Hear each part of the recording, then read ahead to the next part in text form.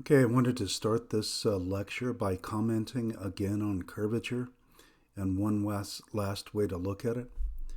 Okay, if you go back and if you remember here, uh, the unit tangent vector to a smooth parameterized curve can be written this way: t hat of s, where the curve has been parameterized by arc length s from some fixed point on the curve.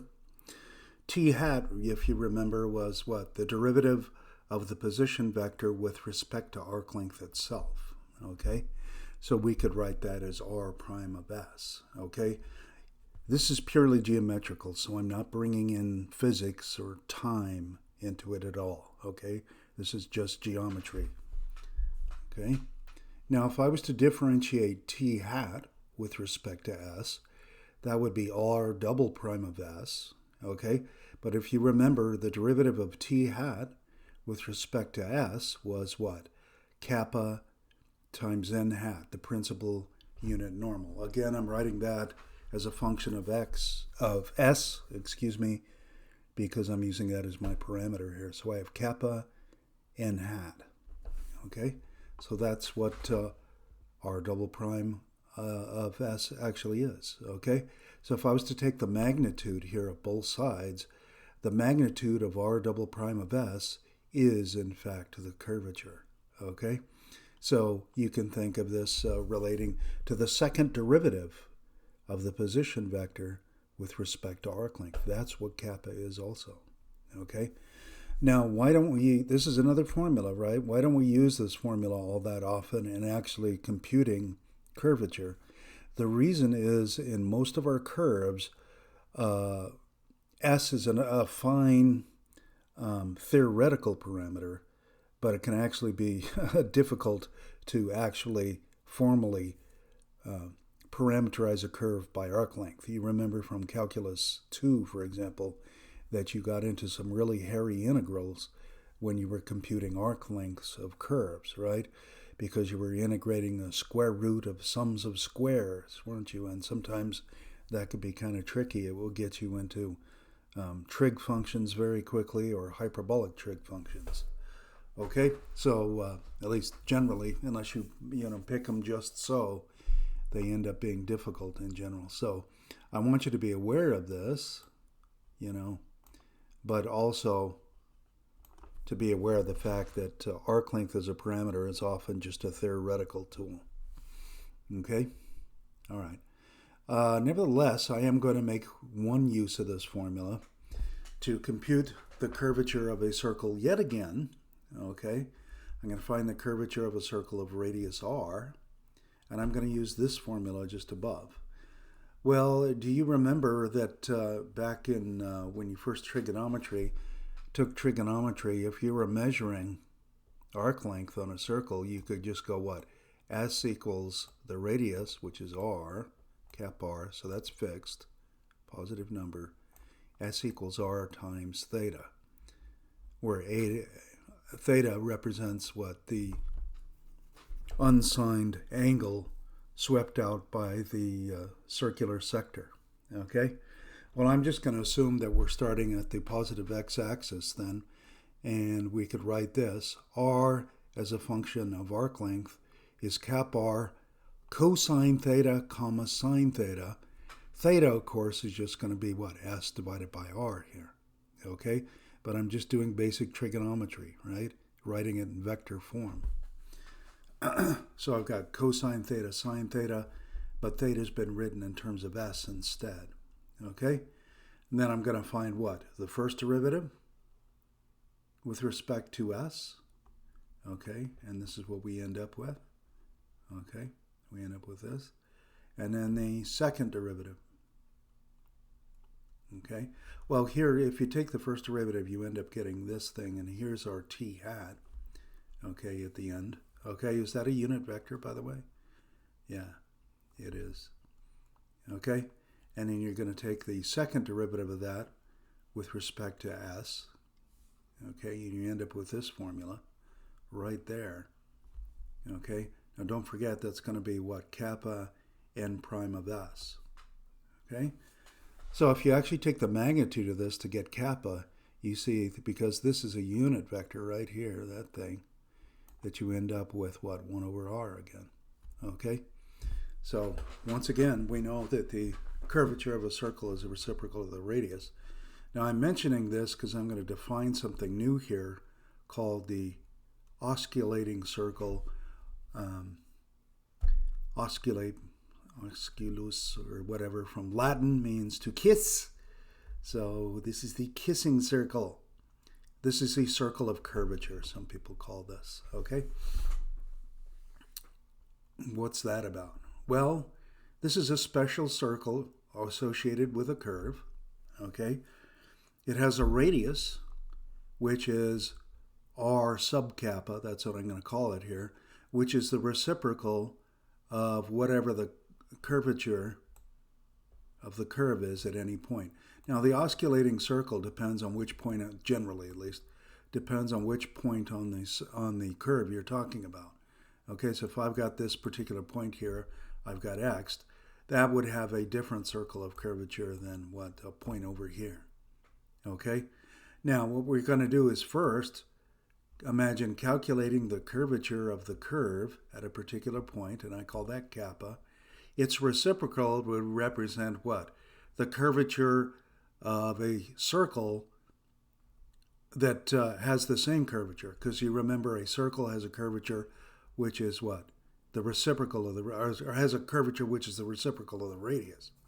Okay, so next we're going to do the following. The center of this circle of curvature is the position vector of the point. So let's call this maybe P here. And let's say its position vector is P bar. Okay? And then you're going to be doing this. You're going to be adding this value to that. What that means is you're going to be coming in here,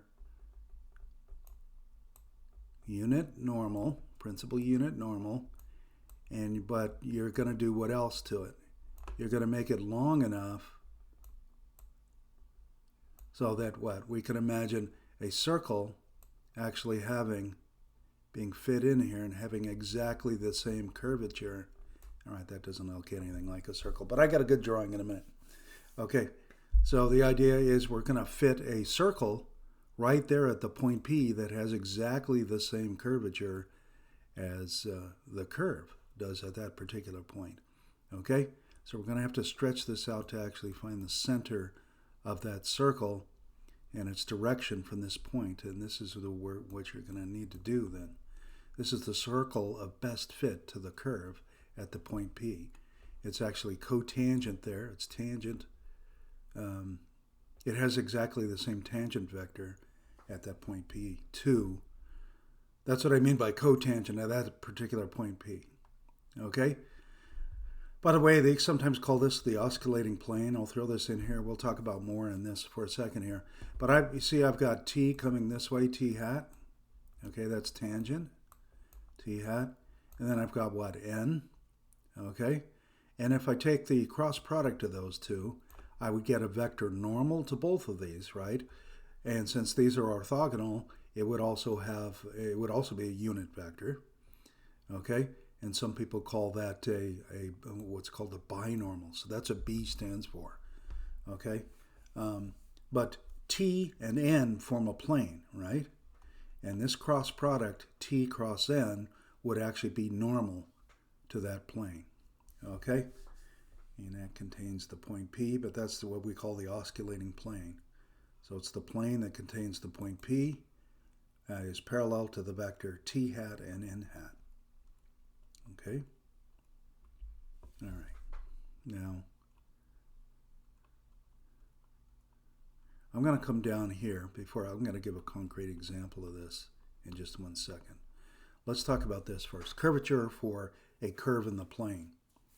Consider the following. Suppose I just have y as a function of x. Okay? And I assume that's a nice smooth curve in the plane here. I'm going to actually get a more simplified formula for the curvature in the plane using that formula. Okay? Now the first thing I'm going to do is notice that a very natural parameterization for my curve is actually with what? not arc length or time or anything, x. Okay?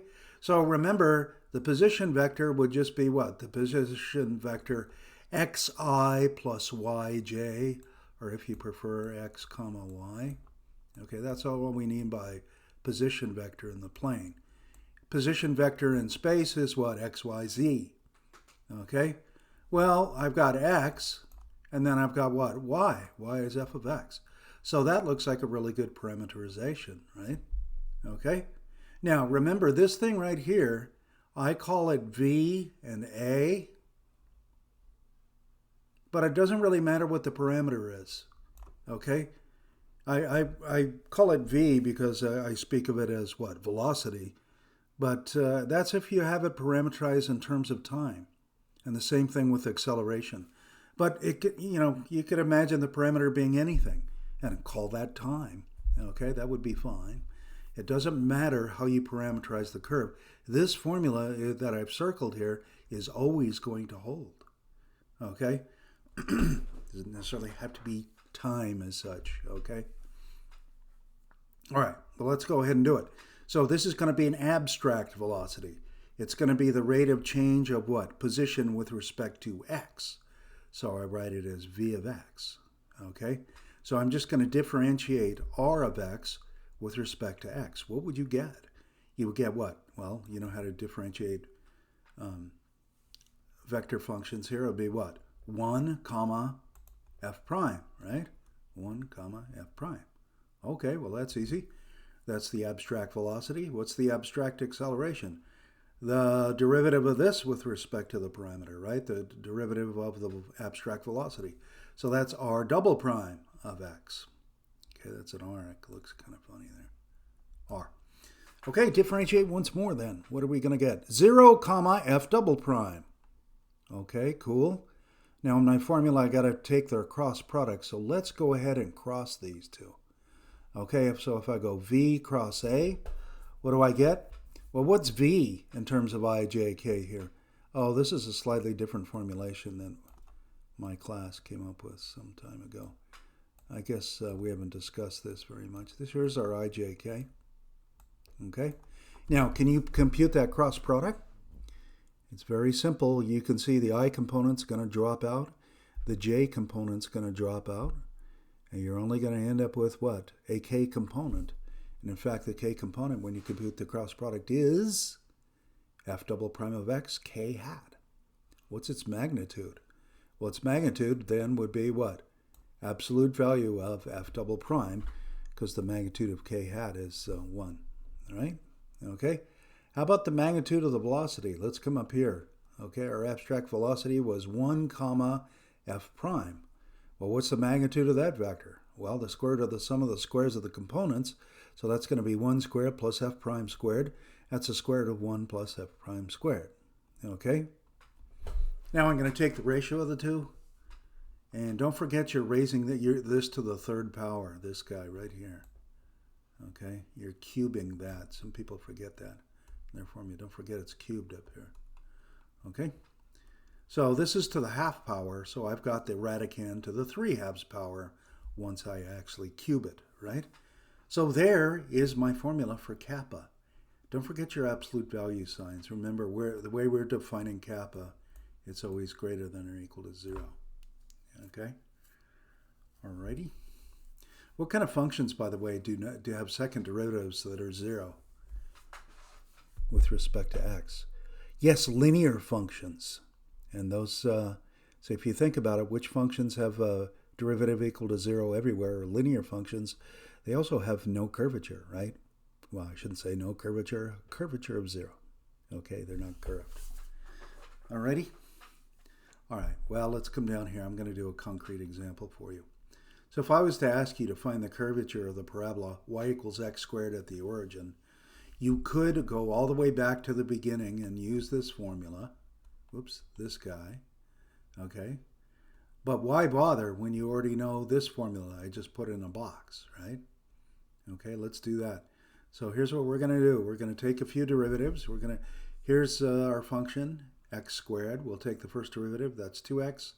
And the second derivative is just plain old 2. Now let's plug in the numbers. we'd have the absolute value of the second derivative. That'd be the absolute value of 2 is 2. 1 plus f prime squared, that'd be 1 plus 2x squared, which is 1 plus 4x squared, and that's being raised to the 3/2 power. So there's our formula for the curvature at each point on the parabola. Okay? Now notice that as x gets larger and larger, okay, let's say that's 1,000,000. Do you see what happens to the curvature as a whole? It starts what? Flattening out. The curvature goes to 0 as x approaches infinity in this formula. And think about what a parabola looks like. As you get further out on the edges of the parabola, right, the flatter it is. Its curvature goes to 0. Oh, they asked us about the origin here, right? At the origin, okay? Well, what's the x value corresponding to the origin here on my curve? That's where x equals 0. So I just let x equal 0 here, and I've got a curvature at 0 being what? 2. Okay, so we did it. That's very easy. Now, here's a second question.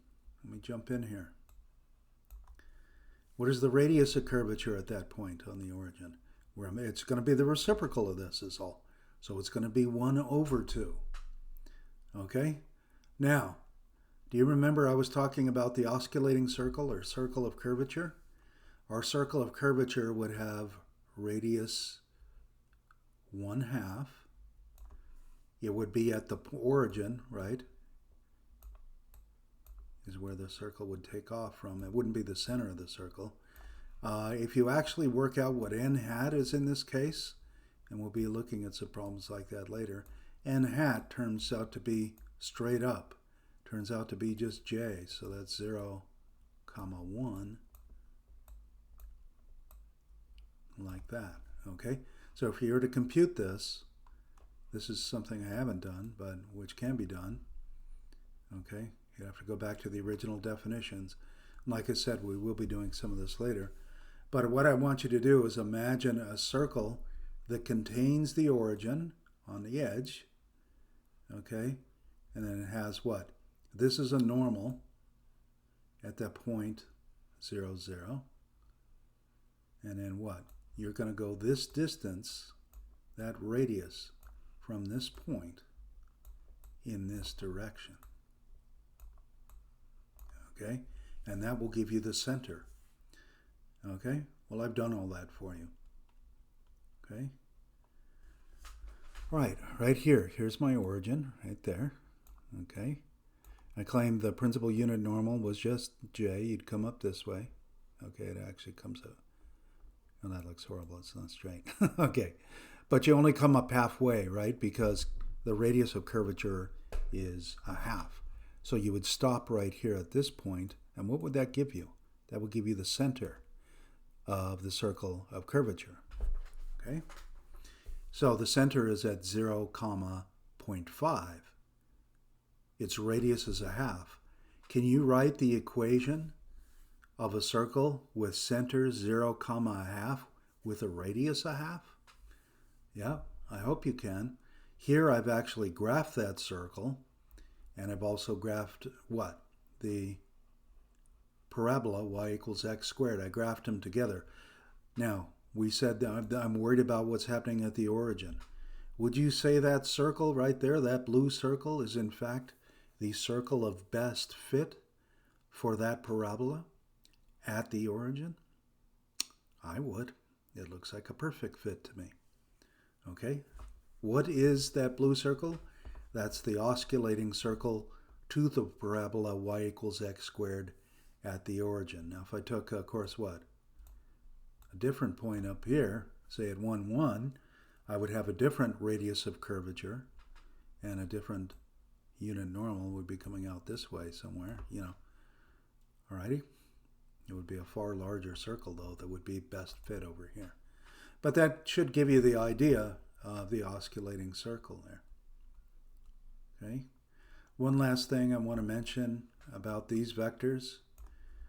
These form together in this order what we would call a right-handed coordinate system. Okay? At each point on the curve, particularly in space. Remember, just like I, J, and K. Okay?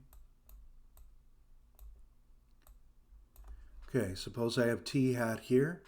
You know, n hat's orthogonal to that. B, by definition, is what? T cross n. You've got to do that in the right order, right? Because order matters when you're taking cross products, right? It's anti-commutative. B is T cross n. So follow the right-hand rule. If I drew it this way, T going towards n with my fingers of my right hand curling like that, my thumb would be pointing upwards, n hat. Okay? So this forms what we call a right-handed coordinate system. T hat, n hat, b hat together. Okay? Now you can prove these. Well, this is true by definition. B hat equals T hat cross N hat. You should be able to prove from here the following propositions also. N hat cross B hat should be T, right? If I took the cross product in this order using the right hand rule. Okay, so my fingers of my right hand are curling this way. My thumb's coming out towards what? In the T direction. Okay? Again, B hat crossed T. So I'm coming that way. Fingers of my right hand are curling that way. My thumb would be naturally pointing out words, Fonzie style, in the direction N hat. Okay? Some people like to remember this. If this confuses you at all, well, you have to remember this order. TNB.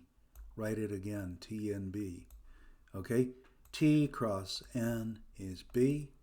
N cross B is T. B cross T is N. Okay? This one's actually kind of superfluous here. You don't really need that one to remember.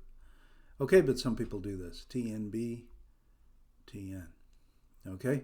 Now if I go backwards, if I go, say, B cross N, I would get what? I'm going the wrong way. So I would end up with not T, but what? Negative T, right? Okay? So keep that stuff in mind. This is a nice way to remember it here. Or some people like to actually remember it this in their mind. But what did we call B? We called it the binormal vector. So we've got what? The unit tangent vector to the curve. And then we've got what? The principal unit normal. Okay? And then we've got what?